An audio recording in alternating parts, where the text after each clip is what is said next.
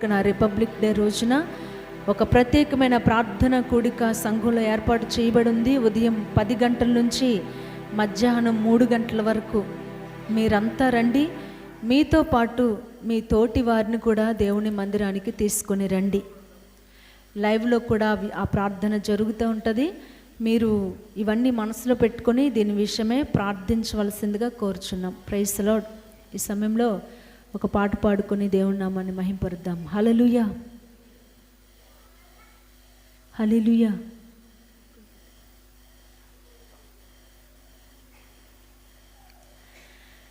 నా యేసు ప్రేమ నన్ను మరువని మరువదు, ఆ కల్వరి ప్రేమ నన్ను విడువనే విడువదు. నేను మరచినా నన్ను మరువదు, నేను విడచినా నన్ను విడువదు. నా యేసు ప్రేమ నన్ను మరువనే మరువదు, ఆ కల్వరి ప్రేమ నన్ను విడువనే విడువదు. అందరూ చప్పట్లు కొడుతూ ప్రభు నామమును మహిమపరుద్దాం. హల్లెలూయా.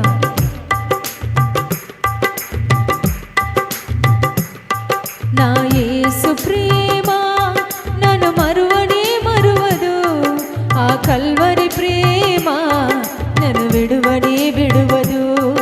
నా యేసు ప్రేమ నన్ను మరువనే మరువదు, ఆ కల్వరి ప్రేమ నన్ను విడువనే విడువదు. నేను మరచినా నన్ను మరువదు, నేను మరచినా నన్ను మరువదు, నేను విడచినా నన్ను విడువదు, నేను విడచినా నన్ను విడువదు. నా యేసు ప్రేమ నన్ను మరువనే మరువదు, ఆ కల్వరి ప్రేమ నన్ను విడువనే విడువదు. అందరూ మనల్ని మర్చిపోయినా యేసయ్య ప్రేమ మనల్ని మర్చిపోలేదండి. హల్లెలూయా. నా తల్లిదండ్రులే నన్ను మరచినా, నా అన్నదమ్ములే నన్ను విడచినా, నా తల్లిదండ్రులే నన్ను మరచినా, నా అన్నదమ్ములే నన్ను విడచినా, నన్ను మరువదు, నన్ను విడువదు, నన్ను మరువదు, నన్ను విడువదు. నా యేసు ప్రేమ నన్ను మరువనే మరువదు,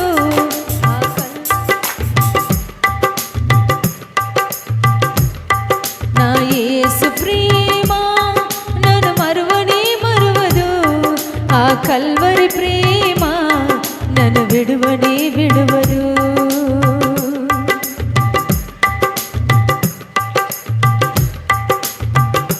ఆత్మీయులే అవమానించి నన్ను మరచినా, ఆత్మీయులే అవమానించి నన్ను విడచినా, లోకమే నన్ను ద్వేషించి నన్ను మరచినా, ఆత్మీయులే అవమానించి నన్ను విడచినా, నన్ను మరువదు, నన్ను విడువదు, నన్ను మరువదు, నన్ను విడువదు.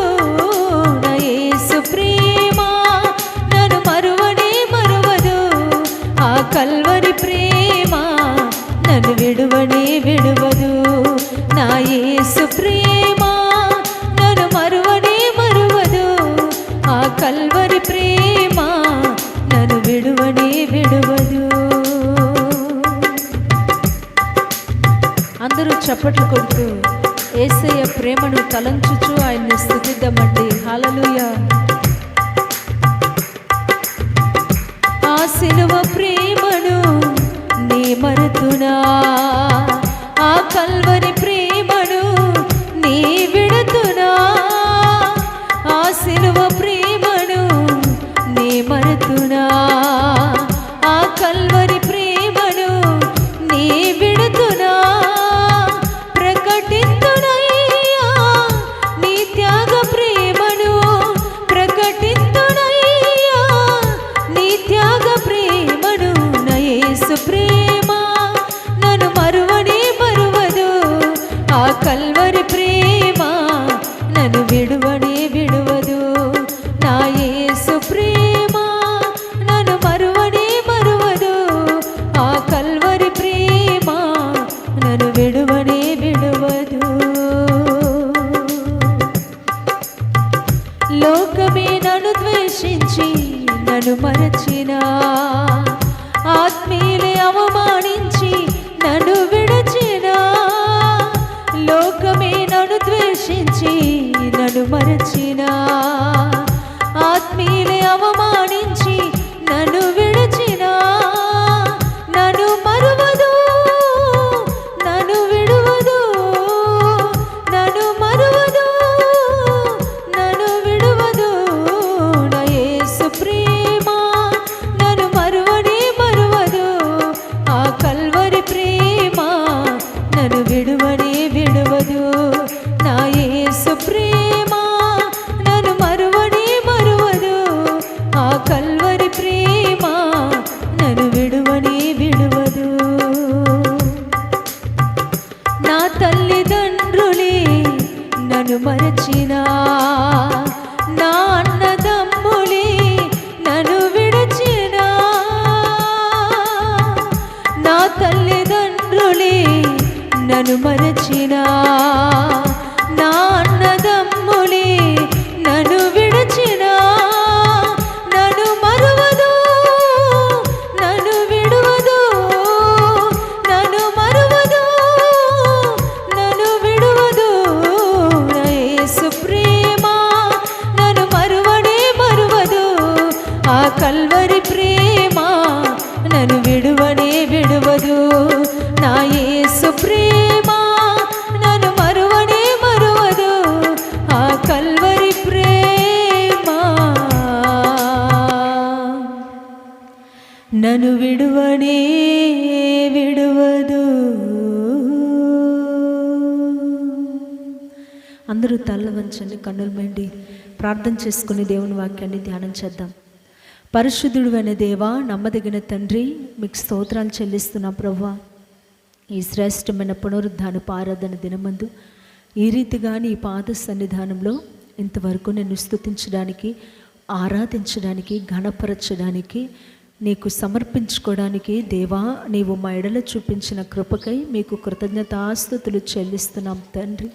నిండు మనస్సుతో నిన్ను ఆరాధించిన ప్రతి బిడ్డను మీరు ఆశీర్వదించండి దేవా. వారి హృదయపూర్వకమైన అర్పణలు మీరు అంగీకరించండి. ప్రతి కుటుంబానికి పరలోకపు ఆశీర్వాదం, దీవెన అనుగ్రహించండి దేవా. ఆకాశపు ద్వారాలు మీరు తెరవండి తండ్రి. మీకు స్తోత్రం నాయన. ఈ సమయంలో మీ దాసుడు మీ పక్షంగా నిలిచి మాట్లాడుతూ ఉండగా తనను మీరు బలమైన అభిషేకం చేత నింపండి. వినగలిగే చెవి, గ్రహించే మనస్సు ప్రతి బిడ్డకి అనుగ్రహించండి. మీరే మాట్లాడి మీరే మహిమ పొందుకోమని యేసు పరిశుద్ధ నామంలో అడిగి వేడుకొనుచున్నాము తండ్రి, ఆమేన్.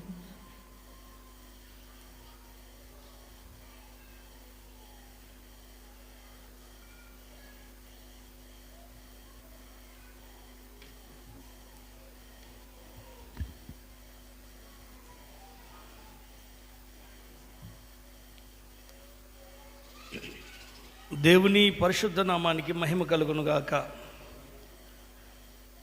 ఈ జనవరి నెల 24వ తారీఖు ఈ ఆదివారం ఆయన సన్నిధికి వచ్చిన మీ అందరికీ ప్రభు పేరట శుభాభివందనాలు తెలియజేస్తున్నాను.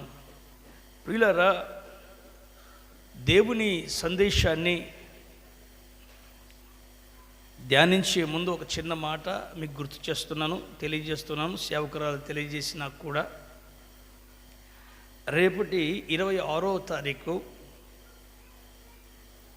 ప్రార్థన బలిపీఠ కూడిక. మన పితరులు ఓ కీడు నుండి విడుదల పొందడానికి, క్షేమకరమైనటువంటి మార్గంలో నడవడానికి, దేవునికి ఇష్టమైన బలులు అర్పిస్తూ ఉండేవారు. వారు బలిపీఠాలు కట్టి దేవుని సన్నిధిలో జరగబోతున్న విషయాలని విజయోత్సవంగా నడిచేవారు. వాటిని ఎదుర్కొని విజయాల బాటలో నడిచేవారు. ఈ 2021వ సంవత్సరం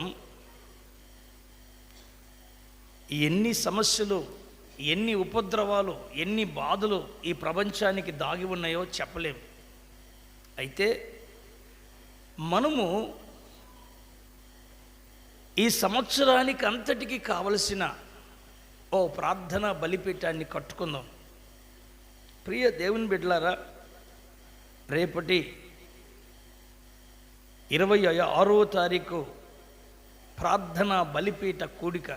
నాకు తెలిసి విలువైన వారు అందరూ వస్తారు. ఆ రోజు సెలవు దినం. మీరు కూడా రండి, తప్పనిసరిగా రండి. ఒకవేళ వీలైతే సెలవు పెట్టుకోండి. ఆ రోజు ఉదయం 10 గంటల నుంచి మధ్యాహ్నం 3 గంటల వరకు బలమైనటువంటి ప్రార్థన సెషన్ జరుగుతుంది. ఇంకా ఎవరైనా బాప్తిస్మాలు తీసుకోకపోతే ఆ రోజు బాప్తిస్మాలు కూడా ఇవ్వడం జరుగుతుంది. కాబట్టి ఈ ప్రకటనని అశ్రద్ధ చేయకండి. ఆ తర్వాత సంఘంలోనే భోజనాలు ఉంటాయి. మంచిది ప్రియులరా, ప్రతిరోజు లైవ్లో స్తోత్ర బలి ఆరాధన అని ఉదయం 5 గంటల నుంచి 6 గంటల వరకు ప్రతిరోజు ఒక వాగ్దానంతో సందేశం ధ్యానం చేస్తున్నాం. మీలో చాలామంది ఆ ప్రార్థనలో పాల్గొంటున్నారు. మరికొందరికి తెలియదు. మహిమా ప్రకాష్ అనే ఫేస్బుక్ పేజీలో ఆరాధన సరిగ్గా 5 గంటలకు స్టార్ట్ అవుతుంది. యూట్యూబ్లో 6 గంటలకు స్టార్ట్ అవుతుంది. మీరు ప్రతిరోజు ఆ సందేశాలను వినండి, ప్రార్థనలో పాల్గొనండి. మనం ప్రతిరోజు దేశం కోసం, రాష్ట్రం కోసం, ప్రజల కోసం, అధికారుల కోసం, నాయకుల కోసం ప్రార్థిస్తున్నాం. మంచిదండి.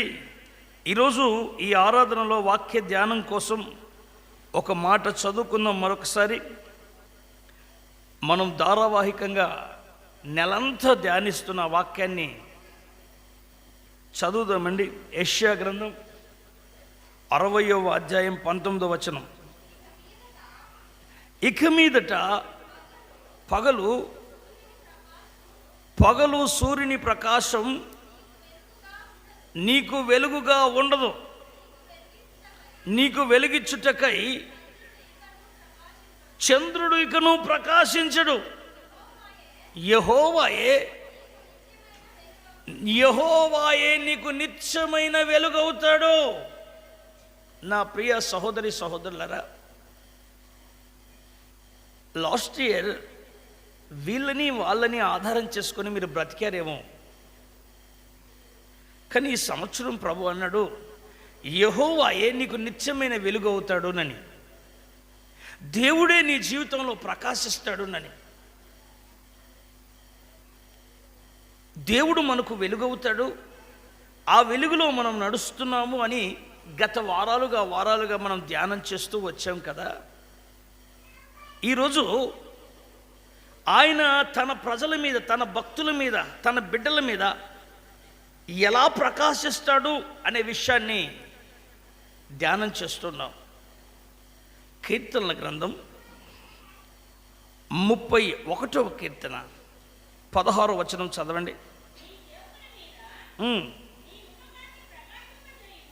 ఇక్కడ కీర్తనాకారుడు దావీదు ఏమని ప్రార్థన చేస్తున్నాడంటే, నీ సేవకుల మీద నీ ముఖకాంతి ప్రకాశింపజేయి, నీ కృపచేత నన్ను రక్షించు. ప్రియులారా, సేవకుని మీద ముఖకాంతి ప్రకాశింపజేయి, నీ కృపచేత నన్ను రక్షించు అంటాడు. ఇక్కడ దేవుడు తన ప్రజల మీద తన ముఖకాంతితో ప్రకాశిస్తాడు. ఎప్పుడు ఎలా వెలుగుగా ఉంటాడంటే తన ముఖ ప్రకాశత ద్వారా వెలుగుగా ఉంటాడు. తన ముఖములో నుంచి వస్తున్న తేజస్సు ద్వారా తన బిడ్డల మీద ప్రకాశిస్తాడట. ప్రియ సహోదరి సహోదరులారా, ఆయన ముఖకాంతి ద్వారా తన బిడ్డల్ని ఆయన నడిపిస్తున్నాడు. లాస్ట్ వీక్ 2 విషయాలు చెప్పాను. ఆయన ముఖములో నుంచి వస్తున్న వెలుగు తన భక్తుల్ని ఏం చేస్తున్నది అని అంటే, ఒకటి చూడండి, 44వ కీర్తన 3వ వచనం, మొన్న వారం చెప్పిన విషయమే. 44:3 చదవండి. వారు తమ ఖడ్గము చేత దేశమును స్వాధీనపరచుకొనలేదు, వారి బాహువు వారికి జయమివ్వలేదు.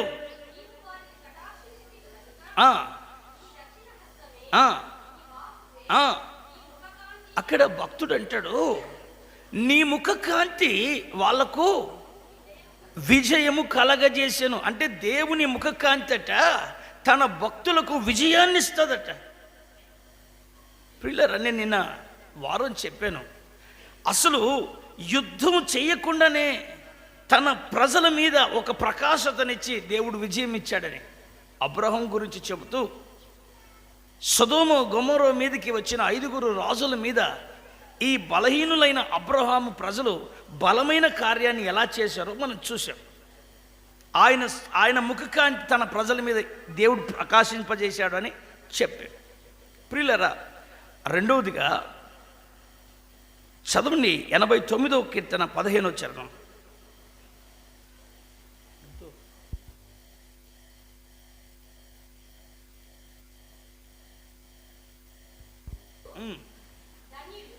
శృంగ ధ్వనులు నెరుగు ప్రజలు ధన్యులు. అక్కడ ఇది రెండో పాయింట్ ఏంటంటే, తన ముఖ కాంతిని బట్టి ప్రజలు నడుచుకొనుచున్నారంట. ఆ ముఖ కాంతిని బట్టి ప్రజలు నడుస్తున్నారట.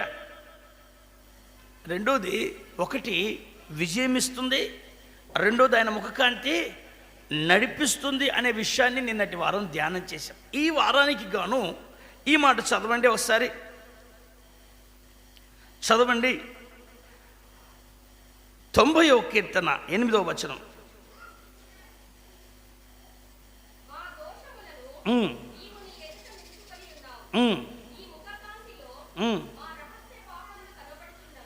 నీ ముఖ కాంతిలో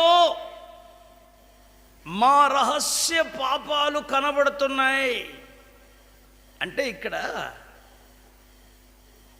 పాపాన్ని పరిహరించడానికి, పాపాన్ని తొలగించడానికి, పాపము నుండి ప్రజల్ని విడిపించడానికి ఒకే ఒక్క దేవుడు యేసు ప్రభు. అక్కడ రాయబడిందండి, నీ ముఖ కాంతిలో మా రహస్య పాపాలు కనబడుతున్నాయి. ప్రియ దేవుని బిడ్డలారా, నిన్నటి వారంలో విజయం ఇస్తాడు, రెండవది నడిపిస్తాడు అని విన్నారు. ఇక్కడ ఏం జరుగుతున్నది ఈ వారం అంటే, ఆయన ముఖ కాంతిలో మన పాపాలని బయలుపరుస్తున్నాడంట, పాపాలు కనబడుతున్నాయంట. మీరు అనొచ్చు, అన్నయ్య మరి దేవుని ముఖ కాంతిలో పాపాలు కనిపిస్తే మరి మనం ఆయన ముఖ కాంతి లేకుండా ఉంటే మంచిదా అని. మామూలుగా ఈ వైద్యంలో పలానా ఊరికి వెళ్ళండి, అక్కడ ఏం స్కానింగ్ చేస్తారు, ఎండోస్కోపిక్ స్కానింగ్ ఏదో అంటారే, ఎంఆర్ఐ స్కానింగ్. అంటే ఎంఆర్ఐ స్కానింగ్ ఎందుకయ్యా అంటే, ఇక్కడ మన డాక్టర్లు, మన పరికరాలు, మన వైద్యాలు చూడనివి అక్కడున్న ఆ పరికరాలు చూస్తాయి. అంటే చూస్తాయి అంటే నీలో ఉన్న లోపాన్ని బయటికి తీసి నిన్ను స్వస్థపరచడానికి ఒక మార్గాన్ని సిద్ధపరుస్తాయి.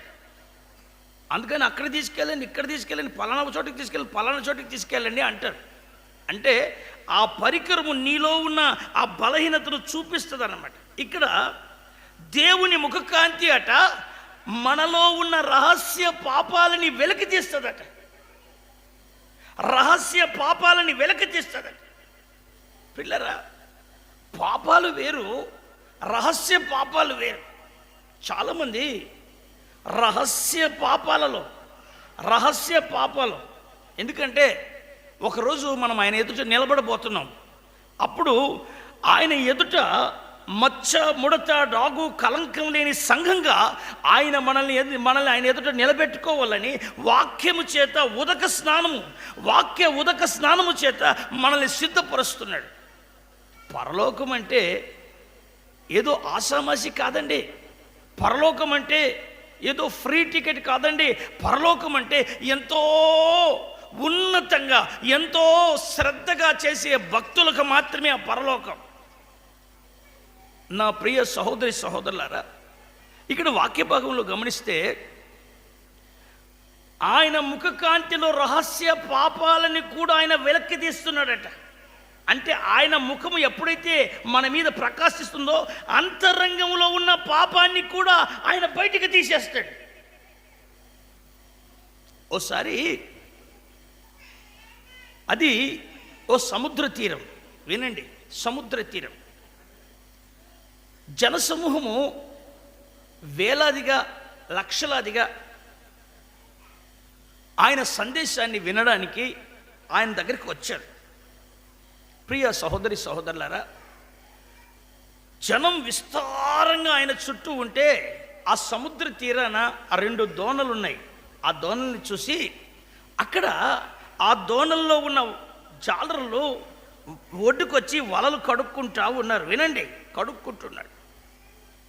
ఆ 2 దోణల్లో సీమోనుదైన ఒక దోణిని చూచి అందులోకి వెళ్ళి కూర్చున్నాడు. ఆ జాలరి ఏంటినా నా పడవలో కూర్చున్నాడు అని అనుకుంటున్నాడు. వెంటనే ఏం జరిగింది ప్రియ దేవుని బిడ్డలు అంటే, ఆ సీమోనుతో ప్రభు అంటాడు, ఈ దరి నుంచి కొద్దిగా తోయవయ్యా, కొద్దిగా తోయ్ అని చెప్పాడు. కొద్దిగా తోయమంటే ఆ దోణిని కొద్దిగా తోసాడు. ఆ పడవలో ఉండి వాక్యం చెబుతున్నాడు. ఆ సముద్ర తీరాన ఆ ప్రజలంతా దేవుని వాక్యాన్ని, ఆ ఉన్నతమైన సందేశాన్ని వింటూ ఉన్నారు. అయితే ఆ సందేశం అంతా అయిపోయిన తర్వాత ఏమంటున్నాడు ప్రభు అంటే, నీ దోణిని ఇంకొంచెం లోతుగా నడిపించు. చదవండి ఒకసారి అన్నమాట. లూకా సువార్త 5వ అధ్యాయం చదవండి.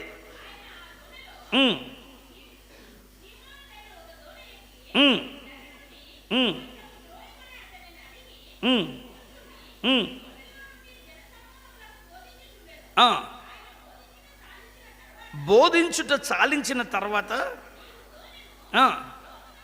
ఇంకొంచెం లోతుకు నడిపించు అన్నాడు.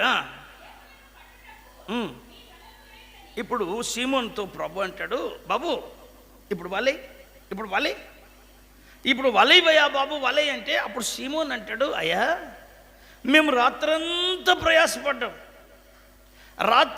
ప్రయాసపడ్డాం, మాకు ఒక్క చేప పడలేదు.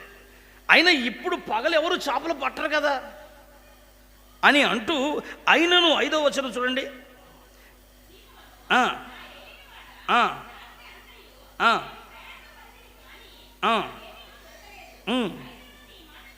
అయినా నీ మాట చొప్పున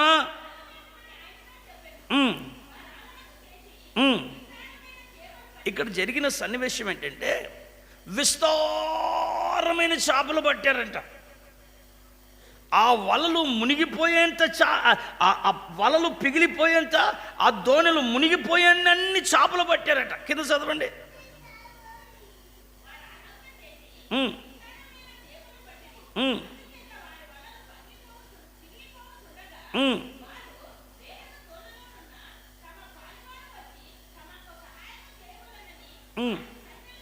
వారికి సైగలు చేసిరి. ఉమ్. ఉమ్. ఇప్పుడు ఇక్కడ సన్నివేశం చూడండి. ఆ సీమోను దోణ మీదకి యేసయ్య ముఖకాంతి ప్రకాశించింది. ఆ సీమోను జీవితంలోనికి యేసయ్య ముఖకాంతి ప్రకాశించడం జరిగింది.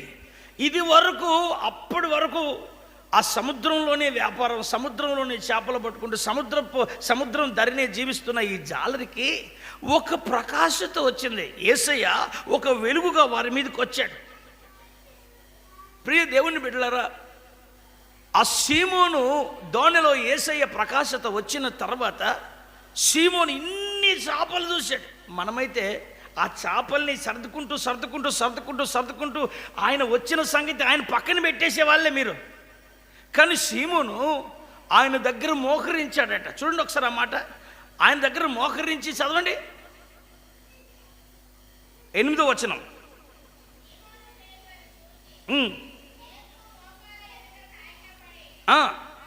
యేసు మోకాళ్ళ ఎదుట సాగిలపడి ఏమంటున్నాడంటే, లార్డ్ నన్ను విడిచిపోలాడు. ఇప్పుడు సీమోను ఎవరండి సీమోను? మీరు అంటారు జాలరి అని. సీమోను ఎవరండి? మీరు అంటారు మంచి చేపలు పట్టే జాలరి అని. సీమోను ఎవరు? ఆ గలిలయ తిబిరియా ఆ సముద్ర తీరాన నివసించేవాడని. కానీ సీమోను అడిగితే, సీమోను దేవుని వెలుగు నీ మీదకి వచ్చిందయ్యా, దేవుని ప్రకాశత నీ మీద ప్రకాశించిందయ్యా, ఇప్పుడు నువ్వెవరివి? నేను పాపిని. ఏమంటున్నాడండి? నేను పాపిని. చూడండి, ఎప్పుడైతే సీమోను మీద దేవుని వెలుగు ప్రకాశించిందో సీమోను తన్ను తాను దేవునికి ఏమని చెప్పుకుంటున్నాడంటే, ఐఎమ్ ఏ సిన్నర్, నేను పాపినని గుర్తుపట్టాడు. ఈరోజు మీలో ఒక్కొక్కరిని సాక్ష్యం చెప్పమంటే, నేను ఇంతటోడిని, నేను అంతటోడిని, నేను ఇంతటి, నేను అంత అని చెప్పచ్చు. కానీ వీటన్నిటికంటే ముందు మనం ఎవరమై అంటే, మనం ఒక పాపులమైన మన మీద దేవుని ప్రకాశత కలిగింది. సీమోను అంటాడు, నేను పాపినయ్యా. సీమోన్తో ఇంకొకరు చెప్పట్లేదు నువ్వు పాపివని. సీమోని అంటున్నాడు, నేను పాపిని. నీకెలా తెలిసింది నువ్వు పాపివని? నాకెలా తెలిసిందో తెలుసా? ఆ యేసయ్య వెలుగు నా బ్రతుకులోనికి వచ్చింది. నేను పాపినని నేను గుర్తుపట్టాను. ఈ రహస్య పాపాలని బయలుపరిచేవాడు ఈ గొప్ప దేవుడు. ప్రియులారా, కొన్నిసార్లు మనలో చాలామంది ఒక విషయం మర్చిపోతారు. ఏం విషయమో తెలుసా? నేను పాపిని కదా, తన రక్తము చేత నన్ను విమోచించాడు కదా అనే సంగతి మర్చిపోతాడు. నాకు ఒక్కోసారి భయం అనిపిస్తుంది. ఈ పరిచర్యలో ప్రతి పైసా ఎలా ఖర్చు పెట్టాలో వాటి విషయమై దేవునికి లెక్క అప్పగించాలనే భయం. ఒక సంఘంలో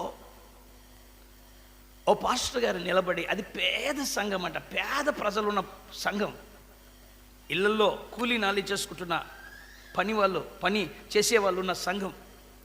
పాస్టర్ గారు నిలబడి, మనము ఆఫ్రికా ఖండానికి స్వార్థకు వెళ్ళాలి, అక్కడ ఒక మందిరం కట్టాలి, మీలో చేతనంత వరకు సహాయం చేయండి అని సంఘంలో అడిగితే తలా ఒక 100 రూపాయలు 10 రూపాయలు వారికి తోచింది, వారికి కలిగింది ఇస్తూ వచ్చారట. మొత్తం కలిపితే ఒక 1000 రూపాయలు కూడా అవ్వదు.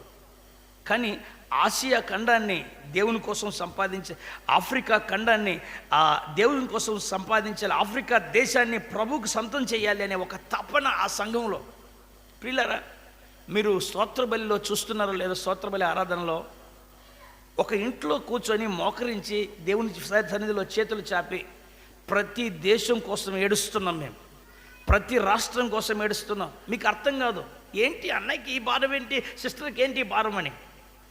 చూస్తూ ఉండండి, ప్రపంచానికి ఈ పరిచర్యను ఆశీర్వాదకరంగా దేవుడు చేస్తాడు. హల్లెలూయా. ఈ ప్రార్థనలు ప్రపంచాన్ని దేవుని కోసం సంపాదించేటట్టుగా చేస్తాయి. ప్రియ దేవుని బిడ్డ, ఓ చిన్న అమ్మాయి వచ్చి 10,000 రూపాయలు కానుకిచ్చిందంట. అప్పట్లో 10,000 రూపాయలు. వెంటనే ఆ పాస్టర్కి, ఏంటి ఈ చిన్న అమ్మాయి 10,000 తెచ్చిచ్చింది, దొంగతనం ఏమన్నా చేసిందా, ఎట్లా ఈమె ఎట్లా ఇంత త్యాగం చేసింది, ఎక్కడి నుంచి తెచ్చిందని, అమ్మాయి ఇట్రా ఎక్కడి నుంచి తెచ్చావు అని అడిగాడట. అడిగితే ఆ అమ్మాయి ఎందంట, అయ్యా నేను పాపినైతే నా ప్రభు నన్ను కడిగి పరలోక వారసురాలిగా చేశాడయ్యా. అయితే పాపినైనా నేను ప్రభువుకి సేవ చేయాలంటే ఎలా సేవ చేయాలో నాకు తెలియదయ్యా. అయితే దేవుని కోసం నేను ఏదైనా సేవ చేయాలని ఆశ. మీరు అలా అనుకుంటున్నప్పుడే వచ్చి ఆఫ్రికా ఖండం కోసం, ఆఫ్రికా దేశం కోసం కానుక సమర్పించమంటే నేను నా దేవుని కోసం ఎలా వాడబడతానని ఆలోచించాను. మీరు చెబుతున్న ఆ దినానే నేను వెళ్ళి మా ఊర్లో ఉన్న పెద్ద జమీందార్ దగ్గరికి వెళ్ళాను. అయ్యా మీ ఇంట్లో పని చేస్తాను, ఏ పని చెప్తే ఆ పని చేస్తాను, నాకు ఎంత ఇస్తావు అని అంటే ఆయన ఇంత ఇస్తాను అన్నాడు. జీవితం అంతా పని చేస్తాను, ఎంత ఇస్తావు అని అడిగితే 10,000 ఇస్తాను అన్నాడు. ఎంతకాలం? జీవితం అంతా దాసురాలుగా పనిచేస్తాను, ఎంత ఇస్తావు? 10,000 ఇస్తాను. సరే, నా జీవితాన్ని కాస్ట్ చేస్తే 10,000 అయింది. ఈ 10,000 దేవుని సేవకి ఇచ్చేస్తా. ఇక నేనేమవుతా? జీవితం అంతా ఇంట్లో పనిచేస్తాను. ఎవరి కోసం పనిచేసినట్టు? దేవుని కోసం పనిచేసినట్టు. నేను పాపిని, నన్ను ప్రభు పరిశుద్ధపరిచాడు, పరలోక వారసురాలిగా చేశాడని ఆ అమ్మాయి జీవితం అంతా పనిచేస్తే ఆ పాస్టర్ అన్నాడంట, అమ్మా నీకంటే ఎక్కువ సేవ మేము చెప్పండి చేయలేదమ్మా, నీదే గొప్ప సేవ అని అన్నాడట. నిజమేనండి. ఒక వ్యక్తి తాను పాపినని గ్రహించిన తర్వాత తన ప్రార్థనలో ప్రత్యేకత ఉంటుంది, తన త్యాగంలో ప్రత్యేకత ఉంటుంది, తన విశ్వాసంలో ప్రత్యేకత ఉంటుంది. నేను పాపిని, నేను నీతిమంతుణ్ణి అనుకొని గర్వించే ప్రార్థనలు వేరు. నేను పాపిని గుర్తుపట్టండి. ఆయన ముఖకాంతి నీలో ఏం చెప్తుందంటే నువ్వు పాపివి, నేను నిన్ను పరిశుద్ధపరిచాననే సంగతి గుర్తు చేస్తుంది. ప్రియులరా, అంతటి త్యాగాలు మధ్యనే రాష్ట్రాలు, దేశాలు ప్రభుకు సొంతమవుతూ ఉన్నాయి. ప్రార్థన చేయండి. మనం ఈ సంవత్సరం గొప్ప కార్యాలు చేయబోతున్నాం. దేవుడు మనల్ని బలపరుస్తున్నాడు. ప్రియ దేవుని బిడ్డలారా, వాక్య భాగంలో చదివితే మరొక చోట లూకాసు వార్త 19వ అధ్యాయంలో, లూకాసు వార్త 19వ అధ్యాయం మీకు అందరికీ తెలిసిన సందేశం ఇది. అక్కడ ఒక ట్యాక్స్ కలెక్టర్, పన్ను వసూలు చేసే ఒక గుత్తదారుడు, సుంకపు గుత్తదారుడు, అతని పేరు జక్కయ్య. ఇతని గురించి ఎన్నో పర్యాయాలు మనం విన్నాం. అయితే ఒకసారి దేవుని వాక్యపు వెలుగులో అతని ద్వారా మనం నేర్చుకోవాల్సిన పాఠం ఏంటో ఒకసారి ఆలోచిద్దాం. అక్కడ ఏం జరిగింది ప్రియ దేవుని బిడ్డలారా అంటే, ఆ ఎరుకో పట్టణంలోనికి యేసు ప్రభుల వారు ప్రవేశిస్తూ ఉన్నారు. వేల సంఖ్యలో, వేల సంఖ్యలో యేసయ్య వెంబడి జనం గుంపులు గుంపులుగా ఉన్నారు. ఆ ఊళ్ళో సుంకపు గుత్తదారుడు, ధనవంతుడైన జక్కయ్య అనే ఒక మనుషుడు ఆయన్ని చూడాలని ఆశతో బయలుదేరాడు. ఇది గోల్ అండి, ఆయన్ని చూడాలనే గోల్, ఆయన్ని చూడాలని ఆశతో బయలుదేరాడు. అయితే ఆయనకి ఏం అడ్డం వచ్చింది? ఆయన హైట్ ఆయన్ని చూడడానికి అడ్డం వచ్చింది. ఈరోజు దేవుణ్ణి ఆరాధించడానికి, దేవుని మహిమను చూడడానికి, దేవుని ప్రత్యక్షతను చూడడానికి కులం అడ్డొస్తుందేమో నీకు, మతం అడ్డొస్తుందేమో నీకు, ధనవంతుడని అడ్డుందేమో, అహంకారం ఏదైనా ఉందేమో. పిల్లరా, ఒకవేళ ఆయన మహిమను చూడడానికి నీలో ఏదైనా అడ్డుండొచ్చేమో కానీ ఆయన నీకు తన్ను తాను కనపరుచుకోవడానికి ఏ అడ్డు లేదు. మరో విషయం గుర్తు చేస్తాను ఈ విషయం చెప్పే ముందు. ఒకానొక సందర్భంలో ఓ శతాధిపతి యేసయ్య దగ్గరికి పరుగు పరుగున వస్తాడు. ఏమంటాడు తెలుసా? అయ్యా, నా దాసుడు మిగుల పక్షవాయువుతో బాధపడుతున్నాడయ్యా, దయచేసి నా దాసుని కొరకు, మిగుల పక్షవాయువుతో బాధపడుతున్నాడు అని అన్నప్పుడు యేసుప్రభు అంటాడు, పదైతే నేను మీ ఇంటికి వస్తాను పద, మీ ఇంటికి వస్తాను పద అంటే అప్పుడు ఆ శతాధిపతి ఏమంటాడు తెలుసా? ప్రభా, నేను సహా ఒక అధికారానికి లోబడేవాడిని. నేను ఒకరిని కూర్చోమంటే వాడు కూర్చుంటాడు, ఒకరిని నిలబడమంటే వాడు నిలబడతాడు. నీవు సమస్తాన్ని ఆజ్ఞాపించే శక్తిమంతుడివి. నీవు ఇక్కడి నుంచి ఒక మాటనయ్యా, నీ ఒక్క మాటను వాడు స్వస్థత పొందుతాడని. నిజంగా యేసయ్యకి ఎంత సంతోషం వేసిందంటే, ఇట్లాంటి విశ్వాసం ఈ ఇజ్రాయేలీల్లో కూడా, ఈ దేవుని బిడ్డలని పిలువబడుతున్న వాళ్ళలో కూడా ఇంత విశ్వాసం లేదే. యేసయ్య మాట్లాడతాడట, అక్కడెక్కడో ఉన్న రోగి బాగుపడతాడట. యేసయ్య పలుకుతాడట, ఎన్నో కిలోమీటర్ల దూరంలో ఉన్న రోగి బాగైపోతాడట. ఈ విషయాన్ని ఎందుకు గుర్తు చేస్తున్నానంటే, యేసయ్య తన్ను తాను కనపరుచుకోవడానికి, ఆయనకు మీ దగ్గరికి, నా దగ్గరికి, మన దగ్గరికి రావడానికి అడ్డులు ఏమీ లేవు. మనము యేసయ్య దగ్గరికి వెళ్ళడానికి ఏదో అడ్డుంది. అర్థమైందా? ఆయన మన దగ్గరికి రావడానికి అడ్డు లేదు, కానీ మనం ఆయన దగ్గరికి వెళ్ళడానికి అడ్డు ఉంది. అదేంటో తెలుసా? జక్కయ్యకి ఏం అడ్డం ఉంది? ఏముంది? పొట్టితనం. మీకేం అడ్డం ఉంది? ఇంకొకటి ఏదో అడ్డం ఉంది. ఆయన్ని చూడాలనుకుంటున్నాం, కానీ ఆ బలహీనత ఆయన్ని చూడడానికి మనలో ఒక స్ట్రెంగ్త్ లేకుండా చేసింది. జక్కయ్య ఎంతో ప్రయాసపడి వెళ్ళిపోయి ఓ మేడి చెట్టు ఎక్కాడు. ఆ మలుపులో ఎటు యేసుప్రభు వస్తాడు కదండి. యెరూషలేము వెళ్ళినప్పుడు ఆ బస్సులో నుంచి చూపించారు, ఇదే చూడండి జక్కయ్య ఎక్కిన మేడి చెట్టు అన్నారు. దాని చుట్టూ పెద్ద పార్క్ లాగా చేశారు. అదో కాదో నాకు తెలియదు, కానీ వాళ్ళు మాత్రం అదేనని చెప్తున్నారు.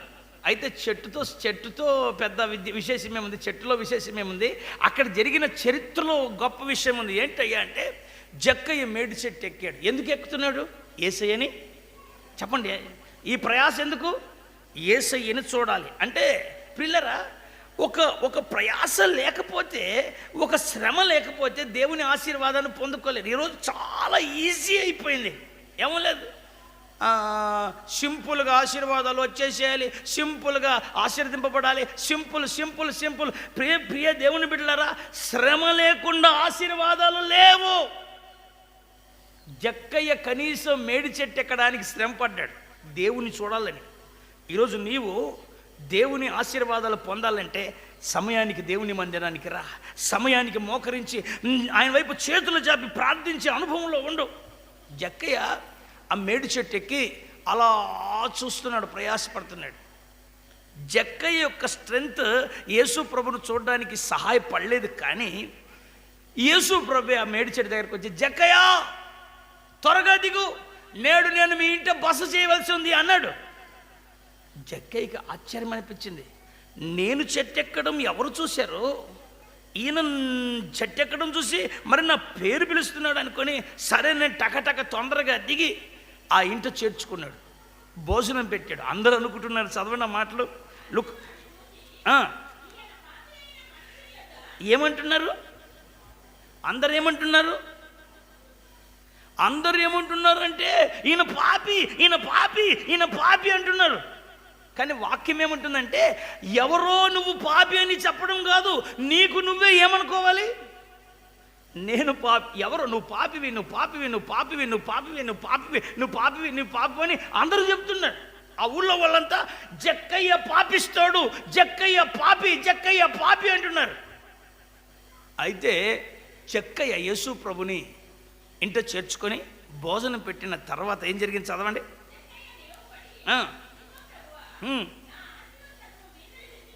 ఇదిగో ప్రభువా, నా ఆస్తిలో సగము బీదలకు ఇస్తున్నా.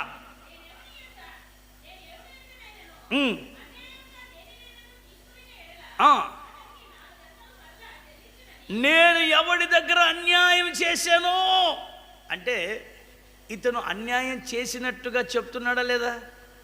ప్రియులారా, భక్తి అంటే తెల్ల బట్టలు వేసుకొని, తెల్ల ముసుగేసుకొని, ఆ బైబిల్ పట్టుకొని 4 పాటలు పాడే నేర్చుకొని ఊపిరి ఆడకుండా పాడడం కాదు.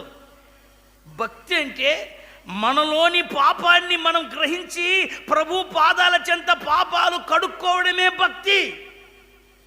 మన హృదయాన్ని పరిశుద్ధపరచుకోవడమే భక్తి. చూడండి, యేసయ్య ముఖకాంతి సీమోని మీద పడితే సీమోన్ ఏమన్నాడు తెలుసా? నేను పాపినయ్యా, నీవు నా దగ్గర నిలబడడానికి నాకు అర్హత లేదయ్యా అని అన్నాడు. సీమోన్ని దేవుడు ఏం చేశాడు తెలుసా? సంఘానికి ఒక పునాది రాయిలాగా వాడుకున్నాడు. సీమోను తాను పాపినని గ్రహించినందుకు దేవుడు సీమోన్ని ఉన్నతంగా వాడుకోవడం మొదలుపెట్టాడు. ఈరోజు మీరందరూ దేవుని చేతిలో వాడబడాలి. అయితే వాడబడాలనే కోరిక ఉన్న వారికి ఒక విషయం ఏంటంటే, నేను పాపిననే విషయం మీకు తెలియాలి. ఇది ఎప్పుడు తెలుస్తుందంటే, దేవుని వెలుగు మీ మీద పడినప్పుడు. సీమోను దేవుని కాంతిలో ఏం గుర్తుపట్టాడు తెలుసా? నేను పాపినని గుర్తుపట్టాడు. ఇక జక్కయ్య సంగతికి వస్తే, జక్కయ్య కూడా ఏం చేస్తున్నాడు తెలుసా? నేను ఎవరెవరి దగ్గర మోసం చేశాను అంటే ఒప్పుకుంటున్నాడు. నేను ఎవరెవరి దగ్గర మోసం చేశాను, ఎవరెవరి దగ్గర అపరాధం చేశాను, ఇదిగో ప్రభా, అటన్నింటి విషయంలో నేను 4 తిరిగిస్తాను. చదవండి ఒకసారి.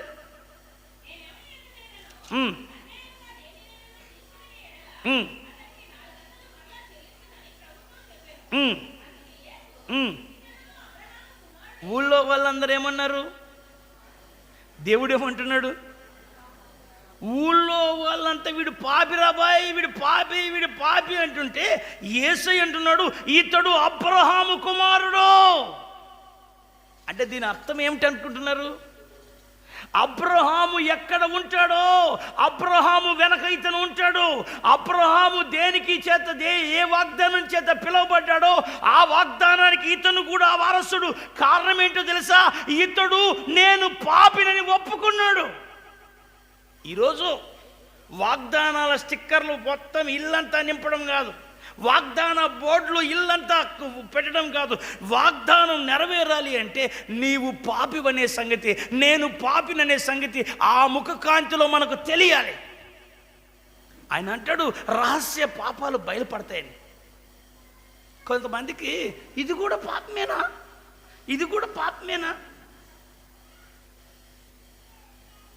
న్యాయాధిపతుల గ్రంథంలో వినండి, బాగా వినండి.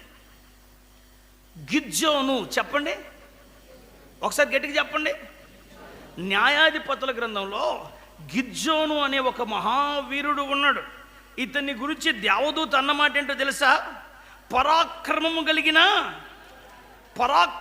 కలిగిన బలాఢ్యుడా గిద్యోన్ అని పిలిచాడు. అంటే ఇతన్ని ఎంత బలవంతుడో ఆ దేవాతి దేవుని దూతే చెప్తున్నాడు. అయితే ప్రియులరా, ఇవన్నీ చెప్పడానికి వీలు పడకపోవచ్చు. అయితే ఒక విషయం చెప్తున్నాను. గిద్యోను విజయాలు పొందిన తర్వాత, ఆ విజయపు అనుభవాలు పొందిన తర్వాత గిద్యోను ఏం చేస్తాడంటే, ఆ ప్రజల్ని, తన పిల్లలందరినీ చక్కగా చూసుకుంటున్న దినాల్లో ప్రజలందరూ వచ్చి ఏం చేస్తారంటే, ఆ 9వ అధ్యాయంలో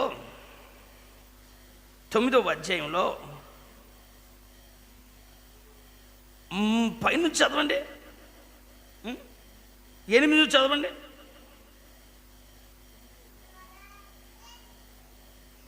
న్యాయాధిపతుల గ్రంథం 8వ అధ్యాయం 28 మొదలు చదవండి.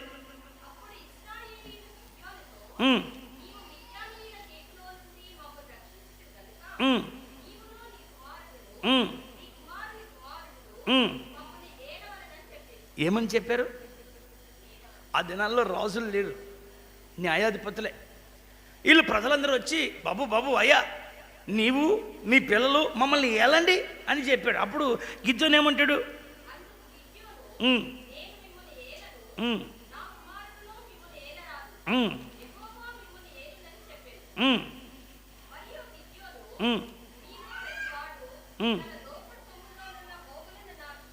ఇప్పుడు ఇక్కడ చిన్న విషయం గమనించండి. ఇది ఒకసారి చెప్పాను నేను మీకు. అదేంటంటే, నాకు అధికారం వద్దు, నాకు ఏ రాజ్యము ఏ నాయకుడిగా ఉండేది అవసరం లేదు, యెహోవాయే మీకు రాజుగా ఉంటాడు అని చెప్పి ఈ గిజ్జోను ఒక ఆశ అడుగుతాడు. ఏం ఏం కోరుకుంటాడు?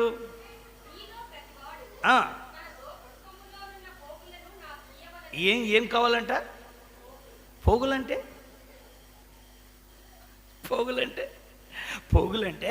శత్రువుల ఒంటి మీద, ఈ చెవులకు, ఈ మెడల్లో, ఈ తల మీద వాళ్ళు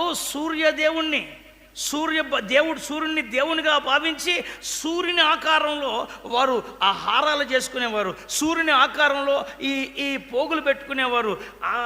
అవన్నిటినీ అంటే వీళ్ళు ఏం చేశారంటే యుద్ధం చేసిన తర్వాత వాటన్నిటినీ వీళ్ళ మీద నుంచి ఏరుకున్నారు, వీళ్ళ మీద నుంచి లాగేసుకున్నారు. అప్పుడు ఈ గిజ్జోను అంటాడు, అయ్యా నాకు ఏ రాజ్యం వద్దు, కానీ మీరు శత్రువుల దగ్గర దొంగిలించారే, ఆ దొంగిలించిన శత్రువుల దగ్గర లాక్కొచ్చారే, ఆ చంద్రహారాల్ని, ఆ పోగుల్ని, వాటన్నిటినీ నాకు ఇయ్యమని చెప్పాడు. చదవండి.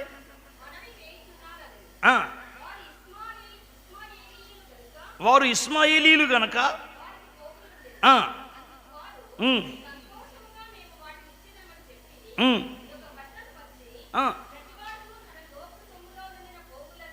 ఇక్కడ జాగ్రత్తగా వినండి, ప్రియ దేవుని బిడ్డలారు, జాగ్రత్తగా వినండి. ఇదే సన్నివేశం, ఇలాంటి సన్నివేశం నిర్గమకాండంలో ఎక్కడ జరిగింది? ఇలాంటి సన్నివేశం నిర్గమకాండం. అడిగిన వెంటనే బంగారాన్ని ఇచ్చారే, నిర్గమకాండంలో ఎక్కడ జరిగింది? నిర్గమకాండం 32వ అధ్యాయం. అక్కడ మోషే ఏమని అడుగుతాడు, అహరోను ఏమని అడుగుతాడు? మోషే కిందకి దిగలేదని సంగతి తెలిసి, మీ మీద ఉన్న బంగారం ఏమంటే టక టక టక టక టక టక టక టక తీసి ఇచ్చారు. ఇప్పుడు సేమ్ ఇదే విషయం న్యాయాధిపతుల గ్రంథంలోకి వచ్చేసరికి, అయ్యా మిమ్మల్ని నేను రాజుగా ఉండను, అసలు ఎవరు నా పిల్లలు కూడా రాజుగా ఉండను అవసరం లేదు, మీరు దొంగిలించిన ఆ బంగారం, అంటే ఈ ఇజ్రాయేలు దగ్గర ఉన్న బంగారం ఎవరిది? ఐగుప్తీయులది. చెప్పండి, ఐగుప్తీయులది. ఇప్పుడు ఇజ్రాయేల్ దగ్గర ఉన్న బంగారం ఇప్పుడు ఈ న్యాయాధిపతుల గ్రంథంలో అదెవరిది? ఇస్మాయేలీయులది. ఇస్మాయేలీయులంటే హాగరు సంతానం. హాగరు ఏ దేశస్తురాలు? మీరు ఎక్కడ వాక్యాన్ని సరిగ్గా చదువుతున్నట్లేదు. హాగరు ఏ దేశస్తురాలు? అప్పుడు వాళ్ళు తీసుకొచ్చిన బంగారం ఎవరిది? ఇప్పుడు తీసుకొచ్చిన బంగారం ఎవరిది? ఒరే నాయన, అంటే కాలాలు మారాయి, కానీ ఇది వీళ్ళతో పాటు వస్తూనే ఉంది. ఈ ఇస్మాయేలీల బంగారం అంటే ఐగుప్తీయుల బంగారమే, హాగరు సంతానమే ఇస్మాయేలీలు. ప్రియ దేవుని బిడ్డలారా, ఆ బంగారాన్ని తీసుకురమ్మంటే బంగారాన్నంతా ఆ రోజు అహరోనికి ఇచ్చినట్టుగా ఇక్కడ ఈయన కూడా తీసుకొచ్చేసి ఏం చేశాడంటే ఈ గిద్యోను దగ్గర ఇచ్చాడు. గిద్యోను ఏం చేశాడు? చదవండి.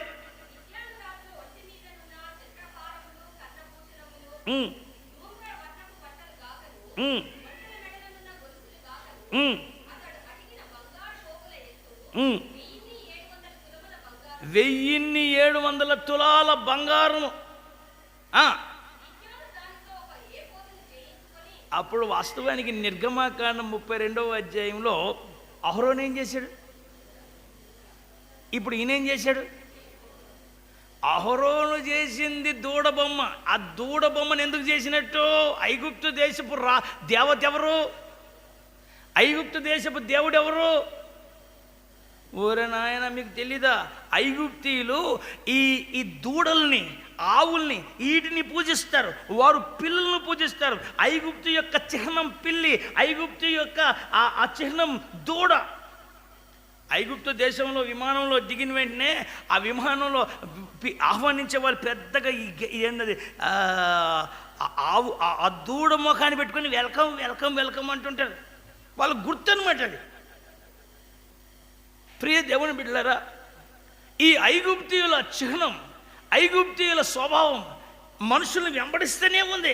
ఐగుప్తుల దురభిమాన పాపం మనుషుల్ని వెంబడిస్తూనే ఉంది. ఇజ్రాయేలీలు ఆ కాలం తర్వాత, అహరోను కాలం, మోషే కాలం అయిపోయిన తర్వాత ఈ న్యాయాధిపతులు ఈ గిద్యోను కాలంలో ఏం జరిగిందంటే, వారు ఈ గిద్యోను మళ్ళీ తెలియక ఇది కూడా పాపమేనా, ఇది కూడా పాపమేనా, ఇది కూడా పాపమేనా అని అంటారేమో. ఆయన ఈ బంగారు పోగులన్నింటినీ తీసుకొని వాటిని కరిగించి ఏం చేశాడండి? వాటిని కరిగించి ఏఫోదును చేయించి, నిజంగా చెప్పాలంటే ఏఫోద్ దేనికి వాడతారు? బైబిల్ బాగా చదివిన వాళ్ళకి అర్థమవుతుంది. ఏఫోదు అంటే యాజక వస్త్రం. సమూయేలు మొదటి గ్రంథం 30వ అధ్యాయంలో వినండి, నారతో చేయబడిన ఏఫోదులు ఉన్నాయి, ధూమ్ర రక్త వర్ణముతో చేయబడిన ఏఫోదులు ఉన్నాయి. ఈ ఏఫోదు దేవుణ్ణి ఆరాధించేటప్పుడు, ప్రార్థించేటప్పుడు, ఆయన్ని స్తుతించేటప్పుడు వేసుకునే వస్త్రాలు. ఏఫోదును ధరించుకొని యాజకులు సేవ చేసేవారు. ఇప్పుడు ఈ గిజ్జోను ఏం చేస్తున్నాడంటే ఈ నారవస్త్రం లేకపోతే ఈ విధేయత అనేది కాకుండా ఇంకొకటి కాకుండా బంగారంతో, అది కూడా శత్రువులు ఇచ్చిన బంగారంతో ఏఫోదు తయారు చేస్తాడు. ఏమనుకుంటాడంటే దీంట్లో తప్పేముంది బ్రదరు, దీంట్లో తప్పేముంది బ్రదరు. చాలామంది మనకు హద్దు ఒకటి ఉంది కదా, ఈ హద్దును బట్టి మనం నడవాలి కదా, దీంట్లో తప్పేముంది బ్రదరు అని అనుకునే వాళ్ళు ఉన్నారు. ప్రియ సహోదరి సహోదరులారా, జాగ్రత్త. చిన్న పాపము పెద్ద ఆశీర్వాదాన్ని పోగొడుతుంది. అందుకని బైబిల్ అంటుంది, ఆయన ముఖ కాంతిలో మీ రహస్య పాపాలు బయటపడుతున్నాయి. ఆ ఏఫోదుని తీసుకొని బంగారం తీసుకొని ఒక ఏఫోదు తయారు చేశారంటే, ఏఫోదు అంటే ఒక డ్రెస్సు. ఏం డ్రెస్? దేంతో డ్రెస్సు? బంగారపుతో ఒక డ్రెస్సు తయారు చేసి దాన్ని ఓఫ్రాలో పెట్టాడట. ఓఫ్రా అంటే మన ఆంధ్రాకి క్యాపిటల్ ఏది? డౌట్ ఏదో అర్థం కావట్లేదు మీకు. కనీసం తెలంగాణకి క్యాపిటల్ ఏది?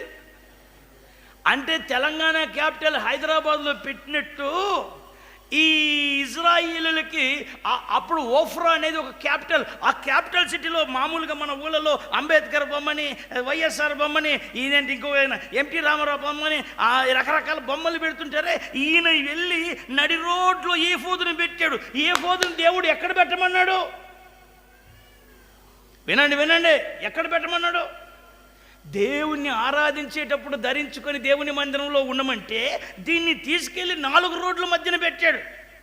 ప్రజలందరూ అది చూసి ఏంటయ్యా ఇది అంటే, తాకద్దు, ఇది గిజ్జోను చేసిన ఈ ఏఫోదు అని అనగానే దాన్ని తాకద్దు అనేసరికి అది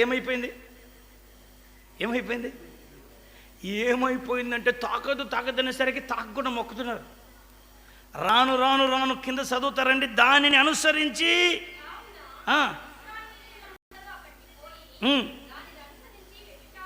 ఏమయ్యారు? బైబుల్ అంటుంది, దానిని అనుసరించి ఇశ్రాయేలీయులు వ్యభిచారులయ్యారు. వ్యభిచారులైన వారు దేవునికి దూరం అయిపోయారు. కారణం ఒక నీతిమంతుడు చేసిన పాపపు పని.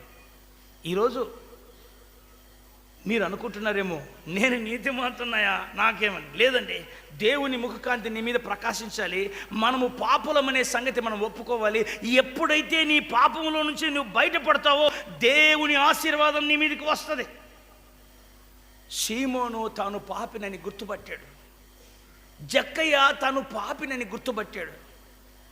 తన పాపాల విషయమై ఆ ముఖకాంతి తన మీద ప్రకాశిస్తే పశ్చాత్తాపడ్డాడు. అప్పుడే వారికి ఆశీర్వాదం ప్రారంభమైంది.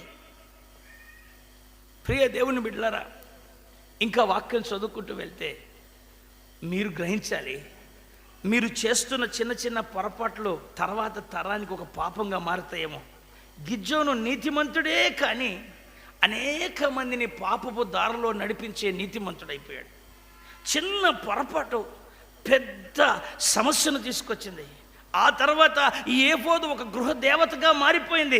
ఏఫోదు గృహదేవతగా మారిపోయి అందరూ ఏఫోదును పెట్టుకుని పూజా పునస్కారాలు చేస్తూ వచ్చారు. కారణం ఎవరంటే ఒక నీతిమంతుడైన గిజ్జోను చేసిన పాపపు పని. అది పాపమనే సంగతి తెలియదు ఆయనకి. అందుకని ఆయన ముఖకాంతి మనలో నుంచి ఏం చేసేస్తుందంటే రహస్య పాపాలని. ఇప్పుడు ఆ ఏంటది ఎంఆర్ఐ స్కానింగ్ ఉండడం మంచిదా చెడ్డదా? మంచిదా చెడ్డదా? మీకేం తెలుసు? మంచిదైతే చెడ్డదా మాకేమా? రోగములో ఉన్న ప్రతి వాడికి ఆ వైద్యం మంచిదే. పాపములో ఉన్న ప్రతి వాడికి ఎంఆర్ఐ స్కానింగ్ కాదు, యేసయ్య ముఖము ద్వారా మీలో ఉన్న ఆ ముళ్ళని, మీలో ఉన్న అపవిత్రతను ఆయన తీసేయాలనుకుంటున్నాడు. అంటే ముఖ కాంతి ఏం చేస్తుందంటే మనకు తెలియని రహస్య పాపాలను కూడా ఆయన తొలగిస్తాడు. అందుకనే భక్తుడైనటువంటి కీర్తనకారుడు దావీదు అంటాడు, అయ్యా నీ నీ నీ నా యందు నీకు ఆయాసం కలిగించింది ఏదైనా ఉందేమో దయచేసి నాలో నన్ను విడిపించయ్యా, నాలో ఏదైనా ఉందేమో. ప్రియ దేవుని బిడ్డ, నువ్వు ఇప్పటి వరకు చాలా వాక్యం వింటూ వస్తున్నావు, సంవత్సరాల తరబడి భక్తిపరురాలివి, కానీ ఇంకా చిన్న చిన్న పాపాలలో అలాగే పెట్టుకొని ఉన్నామనుకోండి, ట్రైన్ ఈ ఊరు నుంచి ఆ ఊరికి వెళ్ళాలంటే అది మధ్యలో ఏం చేస్తారు వాళ్ళు, ఆ ట్రాక్ని ఇలా అంటారు. అది ఫస్ట్ కొంచెం అంటే ఫస్ట్ కొంచెం ఒక మలుపు ఏం చేస్తుందంటే, ఈ స్టార్టింగ్ ఇంత చిన్న మలుపు ఇది బొంబాయికి పోతుంది, ఇది ఇంకో చోటుకు పోతుంది. అంటే చిన్న పొరపాటు పెద్ద ప్రాబ్లంలోకి తీసుకొస్తుంది. నేను ఈరోజు చెప్తున్నాను, ఆయన ముఖకాంతి మీ మీద ప్రకాశించాలని దేవుడు ఉద్దేశించాడు. ఆయన ముఖకాంతిలో రహస్య పాపాలని కూడా దేవుడు బయలుపరుస్తున్నాడు. ఆ దేవుని మందిరంలో ఓ పరిసయ్యుడు వచ్చాడు. ఏమని ప్రార్థన చేస్తున్నాడు తెలుసా? అయ్యా, ఓయ్యా, నేను వారానికి 2 రోజులు ఉపవాసం ఉంటానయ్యా. ఇంకేమంటున్నాడు తెలుసా? ఓ అయ్యా, నేను దశంభాగాలు ఇస్తుంటానయ్యా అయ్యా అని అన్నీ చెప్తూ ఆ పక్కనే అప్పుడే ఒక ఆయన వచ్చి కూర్చున్నాడు. ఆ ప్రార్థన పరుడు ఎవరో తెలుసా? సుంకరి. అంటే సుంకరుల్ని, పాపులని పిలుస్తున్నాడు. ఆ సుంకరు పాపులు వచ్చేసి మోకాళ్ళ మీద ఉంటే, ఇట్లాంటివన్నీ కాదయ్యా, నేను చాలా నీతిమంతున్నయ్యా అనుకుంటున్నాడు. వెంటనే ఆ సుంకరి కూడా ప్రార్థన ప్రారంభించాడు. ఏమంటాడో తెలుసా? అయ్యా, నేను పాపినయ్యా, ఐఎమ్ ఎ సిన్నర్, నీ వైపు చూడ్డానికి నాకు ధైర్యం చాలట్లేదయ్యా, నేను పాపినయ్యా. అంటే ముఖ ప్రకాశత ఎవరి మీద పడింది? ఆ సుంకరి మీద ముఖ ప్రకాశత పడింది. వెంటనే దేవుని స్వరం ఏంటో తెలుసా? ఇతని కంటే ఇతను నీతిమంతుడు. ఎందుకు నీతిమంతుడు అంటే, అనేకులు అతన్ని పాపి అంటున్నారు, కానీ తాను గుర్తుపట్టాడు నేను పాపిని అని. ఈరోజు ఈ వాక్యం వింటున్న మీరు, నేను, మనలో ఏ తప్పు ఉందో నటించమాకండి. నటించి మనుషుల్ని మోసం చేయొచ్చు, దేవుణ్ణి మోసం చేయలేరు. నీ తాగుడు కార్యక్రమాలు, నీ వ్యభిచారపు కోరికలు, నీ తుచ్చమైన అభిలాషలు నిన్ను అంతు చిక్కని పాతాళానికి తీసుకోక మునిపే దేవుని ముఖ ప్రకాశత నీ మీద పడుతూ ఉండగా, ప్రభువా నన్ను సరిచేయి ప్రభువా, నన్ను క్లియర్ చేయి ప్రభా, నన్ను శుద్ధి చేయి ప్రభా, నాకు శుద్ధ హృదయం ఇవ్వు ప్రభా అని అడగండి.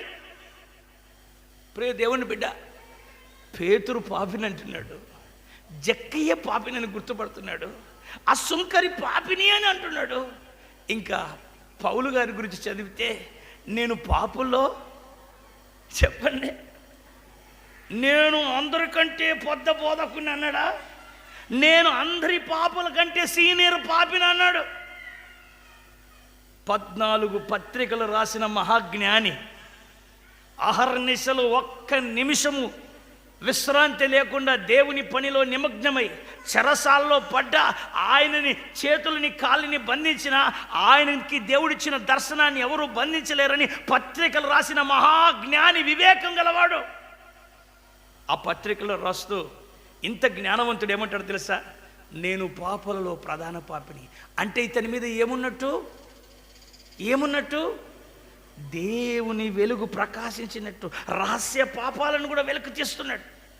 ఈరోజు ఈ ఆరాధనలో నేను పాపిని అని దేవుని దగ్గర ఒప్పుకున్న వారందరూ ఏమయ్యారో తెలుసా? చరిత్రలో ఉన్నత స్థానంలో ఉన్నాడు. ఈరోజు ఈ ఆరాధనలో ఆయన ముఖకాంతిలో ఏ పాపాలు బయటపడుతున్నాయి? రహస్య పాపాలు, అంటే నీకు తెలియని పాపాలు.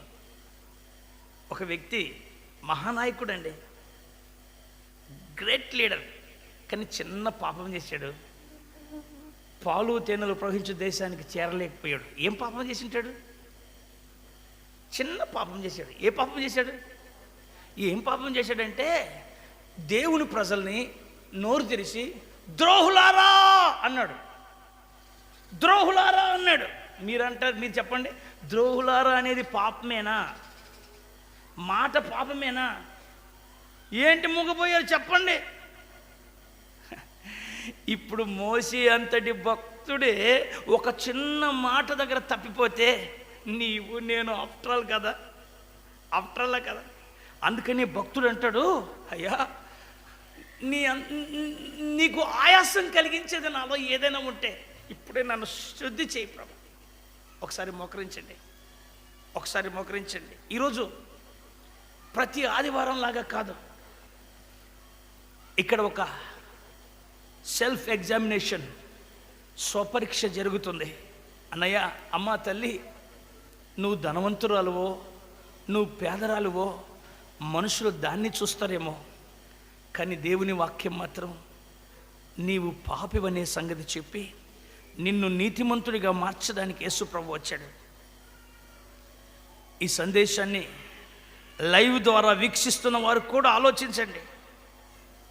హల్లెలూయా, హల్లెలూయా.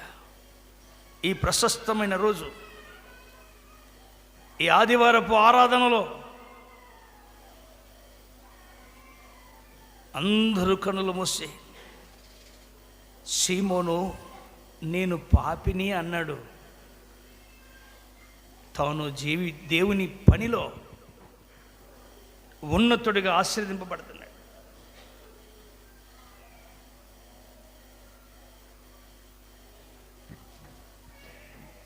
ఈ శ్రేష్టమైన సమయంలో నా ప్రియ సహోదరి సహోదరులారా, ప్రతి ఒక్కరూ మోకరించండి.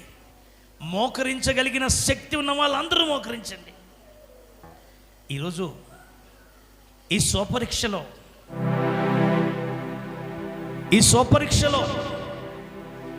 దేవుని ఆశీర్వాదాల బాటలో నీవు మొదట చేయవలసిన పనేంటో తెలుసా? నేను చేయవలసిన పనేంటో తెలుసా? నేను పాపినయ్యా, నా పాపాన్ని నువ్వు పరిహరించేవాడువయ్యా. ఘోర పాపినైన నేను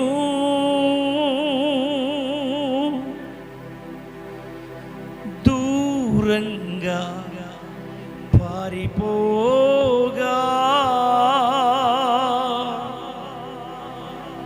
నీ ప్రేమతో నన్ను క్షమించి నన్ను హత్తుకున్నావయ్యా.